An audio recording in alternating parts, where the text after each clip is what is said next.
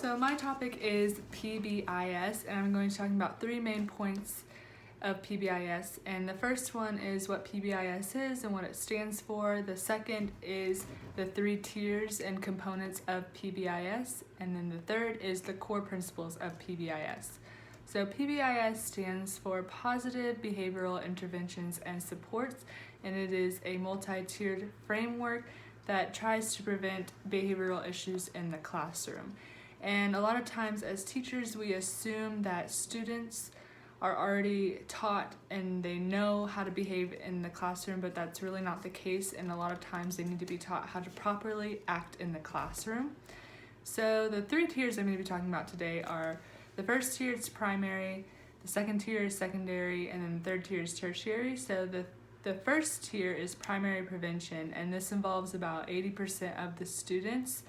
And this is basically just trying to prevent problem behaviors, and it is a team of teachers that will try to come up with ways to encourage positive behavior and discourage unwanted behavior, and ways to really have a positive expectation of what good behavior is. They kind of develop that. And then the second tier involves a little bit less students, and this is for students who maybe have had 2 to 5 office referrals in the year, and it is mostly small group and interventions where they get together and they kind of target more what is going on with their behavior and try to support them, and they just kind of discuss what their social skills are, their self-management, and their academic supports in these interventions. And the secondary is built off of the primary stage. So tier 1 and then tier 2, they're built off of each other. And in tier 2, again, the students are more at risk for having behavioral issues. So this is why they get in the small groups and have these interventions. And then for tier 3, the tertiary tier, these are for students that have showed a lot more issues with behavior and even have become dangerous.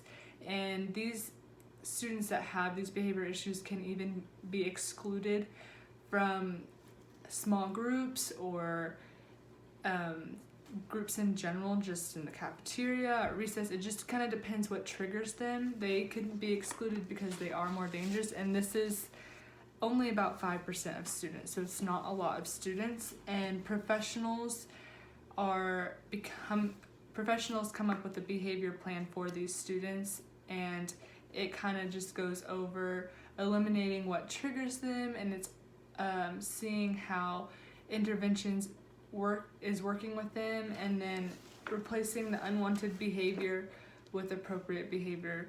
So it's more personalized and individualized when the professionals are with these students. And here is an example of what the three tiers look like. So this is tier 1, tier 2, and tier 3. So it gets smaller percentage as you go up.